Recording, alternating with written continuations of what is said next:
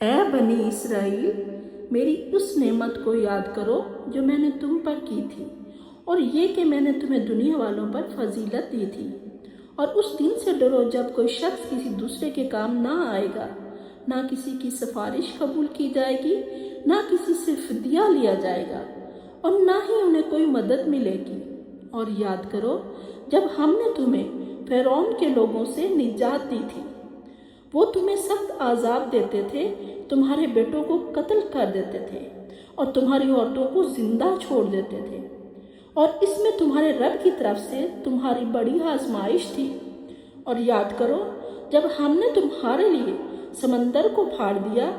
پھر تمہیں نجات دی اور فرعون کے لوگوں کو تمہاری آنکھوں کے سامنے غرق کر دیا۔ اور یاد کرو جب ہم نے حضرت موسیٰ علیہ السلام سے 40 راتوں کا وعدہ کیا، پھر تم نے ان کے بعد بچھڑے کو معبود بنا لیا اور تم ظلم کرنے والے بن گئے۔ پھر اس کے بعد بھی ہم نے تمہیں معاف کر دیا تاکہ تم شکر گزار بنو۔ اور یاد کرو جب ہم نے موسیٰ کو کتاب اور حق و باطل میں فرق کرنے والی نشانیاں عطا کی تاکہ تم ہدایت پا جاؤ۔ اور جب موسیٰ نے اپنی قوم سے کہا، اے میری قوم،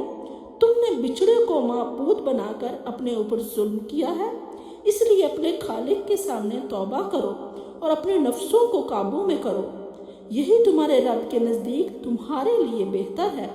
پھر اللہ نے تمہاری توبہ قبول کر لی، بے شک وہ بہت توبہ قبول کرنے والا اور نہایت رحم کرنے والا ہے۔ اور یاد کرو جب تم نے کہا، اے موسیٰ، ہم ہرگز تم پر ایمان نہیں لائیں گے جب تک ہم اللہ کو کھلم کھلا نہ دیکھ لیں،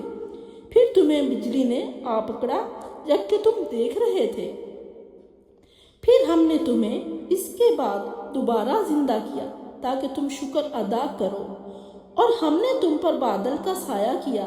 اور تم پر من و سلوہ نازل کیا، اور کہا کہ جو پاکیزہ چیزیں ہم نے تمہیں دی ہیں ان میں سے کھاؤ، اور انہوں نے ہم پر ظلم نہیں کیا بلکہ وہ خود اپنے اوپر ظلم کرتے تھے۔ اور یاد کرو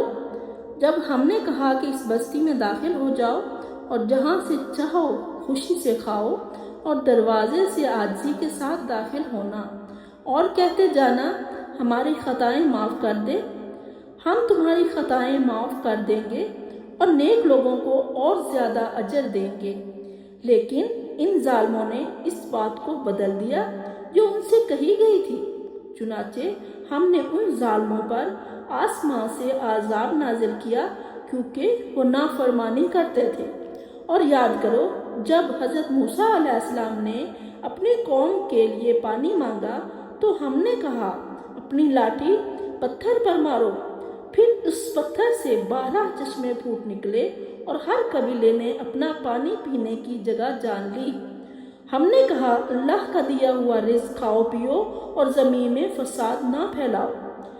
پھر تم نے کہا، اے موسیٰ، ہم ایک ہی کھانے پر صبر نہیں کر سکتے، اس لیے اپنے رب سے دعا کرو کہ وہ ہمارے لیے زمین کی پیداوار میں سے سبزیاں، ککڑی، گندم، مسور اور پیاز پیدا کرے۔ موسیٰ نے کہا، کیا تم بہتر چیز کو چھوڑ کر ادنیٰ چیزیں لینا چاہتے ہو؟ کسی شہر میں اتر جاؤ، وہاں تمہیں وہ سب کچھ مل جائے گا جو تم مانگتے ہو۔